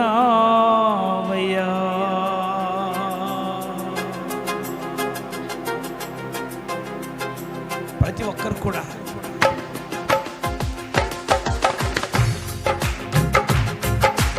ఎంత మంచి దేవుడవేసయ్యా, ఎంత మంచి దేవుడవేసయ్యా. చింతలన్నీ తీరేనయ్యా నిన్ను చేరగా. ఎంత మంచి దేవుడవేసయ్యా, చింతలన్నీ తీరేనయ్యా నిన్ను చేరగా. ఎంత మంచి దేవుడవేసయ్యా. ఘోర పాపినైన నేను దూరంగా పారిపోగా. ఘోర పాపి, ప్రభువా నేను పాపినయ్యా, నాలో ఏ మంచితనం లేదయ్యా.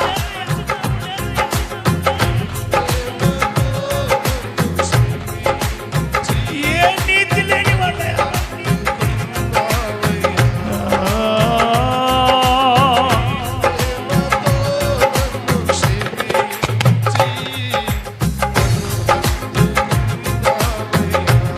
ప్రభువా నీ ప్రేమతో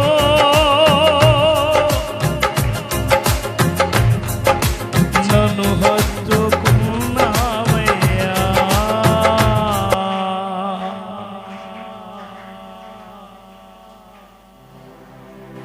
తండ్రి ఇంటిని విడిచిపోయిన చిన్న కుమారుడు ఎంతో దూరం అయిపోయాడండి. ఆస్తంతా పోగొట్టుకున్నాడు. అతనికి బుద్ధి వచ్చిందట. బుద్ధి వాక్యం, జ్ఞానవాక్యం, బుద్ధి వచ్చిందట. ఆ రోజు చిన్న కుమారుడికి బుద్ధి వచ్చిన తర్వాత ఏం గుర్తుపట్టాడో తెలుసా? నేను పరలోకానికి విరోధంగా పాపం చేస్తున్నానని గుర్తుపట్టాడండి. నా ప్రియ తమ్ముడా, అన్నయ్య, నీవు చేసినవన్నీ కరెక్టే అనే భ్రమలో ఉన్నవేమో. నీకు ఏది నచ్చితే అది చేసి ఇది కూడా దేవుని సేవ అనుకుంటున్నావేమో.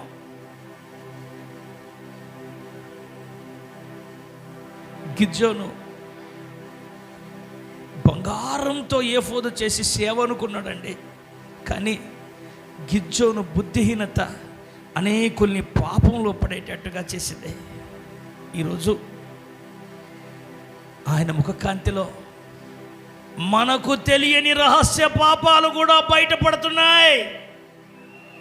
మనకి ఎంత మేలు అంటే మనల్ని సరిచేసే ముఖకాంతి అండి. నిన్నటి వారం మీరు విన్నారు, విజయం ఇచ్చే ముఖకాంతి అని సంతోషించారు, నడిపించే ముఖకాంతి అని విన్నారు, సంతోషించారు. ఈరోజు సరిచేసే ముఖకాంతి అని వింటున్నారు. ఆయన నిన్ను సరి చేయడానికి ఇష్టపడుతున్నాడయ్యా. ఎన్నాళ్ళు దేవుని వాక్యం తెలిసి ఇంకా రహస్య పాపంలో ఉంటాం.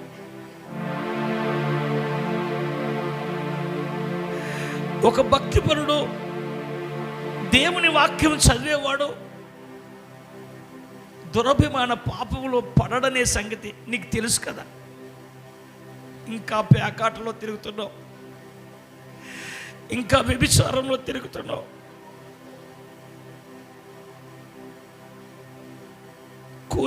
కూడని చోట కూర్చుంటున్నావు. దేవుని వెలుగు నిన్ను దర్శిస్తున్నా చలనం లేనివాడిగా ఉండిపోతున్నావు.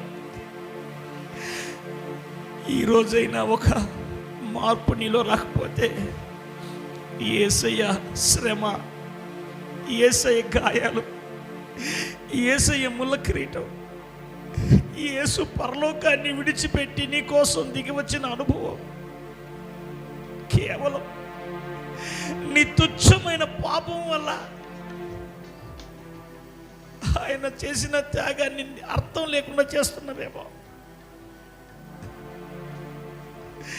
నీకెంత వాక్యం తెలుసయ్యా, నీకెంత వాక్యం తెలుసయ్యా అమ్మ, నీకెంత వాక్యం తెలుసు. చిన్న అక్రమమైనటువంటి ఆ వడ్డీ వ్యాపారం, చిన్న అక్రమమైనటువంటి ఆ దురభిమాన పాపం నిన్ను నరకానికి తోసేస్తుందనే సంగతి గ్రహించు. పేతురు యేసయ్య మాట విన్న తర్వాత, యేసయ్య కార్యాలను చూసిన తర్వాత ఆయన గుర్తుపట్టాడు, ఐఎమ్ ఎ సిన్నర్. ఈరోజు ఈ సందేశాన్ని విన్న నీవు ఏదో మనుషుడు నాతో చెప్పాడని అంగీకరించదు, దేవుడు నాతో మాట్లాడాడని మనసు మార్చుకో. ఈరోజు కొత్త తీర్మానానికి రండి, క్రొత్త తీర్మానానికి రండి. అయ్యా నేను పాపినయ్యా అనే పేతురులాగా రండి, నేను పాపినయ్యా అనే పేతురులాగా రండి.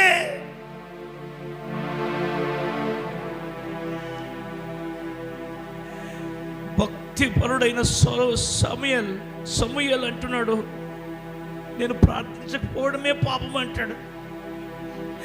నేను మీకోసం ప్రార్థించని రోజు నేను పాపం చేసినట్టే అంటున్నాడు. ఇంత త్యాగం, ఇంత వైరాగ్యం అండి. ఈరోజు మరి నీ పరిస్థితి ఏమిటి? జక్కయ్యలాగా దురభిమాన ధనాపేక్షలో పడి మారు మనసు పొందేటట్టుగా ఆధారాలు నడుస్తావా? లేకుంటే జక్కయ్య మారాడు నేను మారనంటావా? సుంకరి మారాడు నేను మారనంటావా? సీమోను మారాడు నేను మారనంటావా? చిన్న కుమారుడు మారాడు నేను మారను అంటావా? ఒక విషయం వినండి, నేను పాపినని ఒప్పుకొని మారు మనసు పొందిన వాళ్ళంతా చరిత్రలో ఆశీర్వదింపబడతా వచ్చారు. వారి ద్వారా దేవుడు ఘనకార్యాలు చేస్తా వచ్చాడు. పేతురు నేను పాపిని అన్న పేతురే సంఘానికి పునాది రాయిగా మారాడు. పాపులలో నేను పాపిని అన్న సీమోను, పాపిలలో నేను ప్రధాన పాపిని అన్న పేతురు, పాపిలలో నేను ప్రధాన పాపిని అన్న పౌలు చరిత్రలో ఆశీర్వదింపబడతా వచ్చారయ్యా. మరి నువ్వెవరు? యెషయా గ్రంథంలో యెషయా కూడా నేను పాపపు పెదవులు గలవాడిని అంటున్నాడు. వీళ్ళంతా దేవుని వెలుగు వీరి మీద ప్రకాశించిందండి. In the name of Jesus ప్రార్థన చేసుకుందాం. ఈరోజు ఒక నూతన తీర్మానంతో ఉండి ప్రార్థన చేసుకుందాం. స్తోత్రం స్తోత్రం స్తోత్రం స్తోత్రం స్తోత్రం. పరిశుద్ధుడు అయిన దేవా, దయగల తండ్రి, స్తోత్రం నాయన, స్తోత్రం ప్రభు. ఈ శ్రేష్టమైన పునరుద్ధాన ఆరాధన దినమందు దేవా, ఈ రీతిగా తండ్రి మీరు మమ్మల్ని దర్శించినందుకే, మాతో మీరు మాట్లాడినందుకే మీకు స్తోత్రాలు చెల్లిస్తున్నాం దేవా. అయ్యా, నీ సేవకుని మీద నీ ముఖ కాంతి ప్రకాశింప చేయు ప్రభువా అని ఆనాడు భక్తులు ప్రార్థించారు దేవా. అయ్యా, నీ ముఖ కాంతిలో మా రహస్య పాపములు కూడా బయలుపరచాయి తండ్రి. నా తండ్రి నాయన, అయ్యా నీ ముఖ కాంతి మా మీద ప్రకాశింప చేయండి. మా అంతరంగంలో ఇంకా దాగి ఉన్న అవిధేయతలు, మా నడవడికల్లో ఇంకా దాగి ఉన్న పాపపు కార్యాలు దేవా, వాటన్నిటినీ తండ్రి మేము విడిచిపెట్టగలుగునట్లుగా దేవా నీ ముఖ కాంతి చేత మమ్మల్ని నడిపించండి ప్రభువా. నీకు స్తోత్రం నాయన. అయ్యా, సీమోను దోణిలోనికి నువ్వు అడుగుపెట్టినప్పుడు, అక్కడ నాయన నీ బోధ వినిపించినప్పుడు, అక్కడ నీ కార్యాలు చూసినప్పుడు సీమోను నేను పాపిని ప్రభువా, నన్ను విడిచిపెట్టు అని నీ పాదాల మీద సాగిలపడ్డాడు ప్రభువా. స్తోత్రం నాయన. అయ్యా, ఈ మధ్యాహ్న కాల సమయంలో తండ్రి మేము కూడా దేవా అవిధేయులమని, అపరాధులమని తండ్రి, పాపులమని నీ సన్నిధిలో ఒప్పుకుంటున్నాం దేవా. వాక్యం వింటున్నా కూడా ఇంకా మారు మనసు పొందని అనుభవాలు మాలో ఉన్నాయి తండ్రి. వాక్యము ప్రత్యక్షం అవుతూ ఉన్నా కూడా ఇంకా మార్చుకోలేని స్వభావాలు మాలో ఉండిపోయాయి దేవా. మమ్మల్ని క్షమించండి. నీ రక్తం చేత కడగండి దేవా, కడగండి తండ్రి. మా హృదయాన్ని, మా అంతరంగాన్ని పరిశీలించే నీతిగల దేవుడవయ్యా. మనుషులు పైరూపాలు చూస్తారు కానీ దేవా, నువ్వు హృదయాంతరంగాలు ఎరిగిన దేవుడు అయ్యా. ఎటువంటి గర్వము, ఎటువంటి అవిధేయత, ఎటువంటి అహంకారం, అహంభావం మరి నాయన నీకు విరోధమైన పాపం మాలో ఉంది దేవా. కడగండి తండ్రి, నీ రక్తము చేత కడిగి శుద్ధీకరించండి దేవా. స్తోత్రం నాయన. ఆనాడు పేతురు ఒప్పుకున్నట్లుగా ఈరోజు మేమును నీ సన్నిధానంలో ఒప్పుకుంటున్నాం ప్రభా. మేము బలహీనులమని ఒప్పుకుంటున్నాం తండ్రి దేవా. అయ్యా, కనికరించండి తండ్రి, జాలి చూపండి ప్రభు. నీకు స్తోత్రం నాయన. ఇదేం పాపం అవుతుందిలే, ఇదేం పాపం కాదు అని తండ్రి ఆనాడు గిద్యోను చేయరాని పని చేసి నాయన తాను తన ఇంటి వారికి ఉరిగా మారిపోయాడు దేవా. ఆనాటి సమాజం అంతా పాపంలో పడిపోవడానికి కారకుడయ్యాడు తండ్రి. స్తోత్రం నాయన. మేము చేసే అవిధేయపు పనుల వల్ల తండ్రి, మేము నడిచే అవిధేయపు నడక వల్ల మా కుటుంబముకి అది ఉరిగా మారకుండగా తండ్రి దేవా, మీ రక్తము చేత మా ప్రతి రహస్య పాపాల్ని కడిగి శుద్ధీకరించమని వేడుకుంటున్నాను తండ్రి. స్తోత్రం నాయన. ఒక్క మాట తన నోటితో అవిధేయపు మాట పలికినందుకే అయ్యా కనాను లేకుండగా చేసావు ప్రభు మోషేకి దేవా. మేమేపాటి వరము తండ్రి నాయన. అయ్యా అయ్యా, మా నోటి మాటల వల్ల, మా ఆలోచనల వల్ల, మా తలంపుల వల్ల, మా క్రియల వల్ల అనేక సార్లు మేము నిన్ను గాయపరిచాం ప్రభు. నీ తలకి ముళ్ళ కిరీటంగా మేము మారిపోయాం తండ్రి. మమ్మల్ని క్షమించండి దేవా. నీ రక్తము చేత శుద్ధీకరించండి తండ్రి. నీ వాక్యము బ్రతకమన్న ప్రకారము తండ్రి మేము బ్రతకగలగడానికి సహాయం చేయండి. నీ ముఖ కాంతి మా మీద ప్రకాశింప చేయండి ప్రభు. ప్రతిరోజు మా రహస్య పాపంలో మేము ఒప్పుకుంటూ విడిచిపెడుతూ నూతన కృప పొందుకోగలగడానికి సహాయం చేయండి తండ్రి. స్తోత్రం నాయన. ఏ గడియలో నువ్వు వస్తావో మేము ఎరగ తండ్రి, ఏ క్షణంలో నువ్వు ప్రత్యక్షమవుతావో తెలియదు. నీ రాకడ అతి సమీపంగా ఉన్న ఈ కడవరి దినాల్లో దేవా అయ్యా అయ్యా తండ్రి, మేము అవే అవిధేయతలు కొనసాగిపోయే మూర్ఖులుగా ఉండక తండ్రి, మా మనస్సాక్షిని నూతన పరుచుకోగలిగే కృప, మా తలంపుల్ని నూతన పరుచుకోగలిగే కృప, చెడు అలవాట్లను విడిచిపెట్టుకోగలిగే కృప, చెడు మార్గాల్ని విడిచిపెట్టుకోగలిగే కృప ప్రతి బిడ్డకి కలగ చేయమని వేడుకుంటున్నాను. ఇక్కడున్న ప్రతి బిడ్డలో ఒక నూతన తీర్మానం కలగ చేయండి తండ్రి దేవ. అనేకుల అవిధేయపు నడకల వల్ల నీవు మరలా మరలా సిలువ వేయబడుతూనే ఉన్నావు తండ్రి. నీ గాయాల్ని మేము మరలా మరలా రేపుతూనే ఉన్నాము దేవా. కనికరించండి, కడగండి, సంఘమంతటిని శుద్ధీకరించండి, మీ రక్తము చేత శుద్ధీకరించండి. మచ్చ, ముడత, డాగు, కళంకము లేని ఒక మహిమ గల సంఘముగా సిద్ధపరచండి ప్రభువా. నీకు స్తోత్రం నాయన. ఈరోజు విన్న వాక్యానుసారంగా ప్రతి బిడ్డ తన నడవడికను సరిచేసుకోగలిగే నీ ఆత్మ నడిపింపును ప్రతి బిడ్డకే దయచేయండి తండ్రి. స్తోత్రం నాయన. ఈ పునరుద్ధానపు ఆరాధనలో మీరు ప్రత్యక్షమైనందుకు నిన్ను స్తుతిస్తున్నాను. ఇంతవరకు మీరు ఆశీర్వాదకరంగా జరిపించినందుకు నిన్ను స్తుతిస్తున్నాను. ఈ లైవ్లో పాలు పంపులు పొందిన ప్రతి బిడ్డను మీరు ఆశీర్వదించండి. నీ కృపాక్షేమాలతో నడిపించి మీరే సమస్త మహిమ, ఘనత, ప్రభావాలు పొందుకోమని యేసు పరిశుద్ధ నామంలో అడిగి వేడుకొనిచున్నాము తండ్రి. ఆమేన్. మన తండ్రి అయిన దేవుని ప్రేమ, కుమారుడైన యేసుక్రీస్తు వారి కృప, పరిశుద్ధాత్మ దేవుని దీవెన, ఆశీర్వాదాలు మనకు సకల పరిశుద్ధులకు ఆయన కృపాక్షేమాల తోడై ఉండి నడిపించును గాక. అందరికీ వందనాలండి. ప్రభు మిమ్మల్ని దీవించును గాక.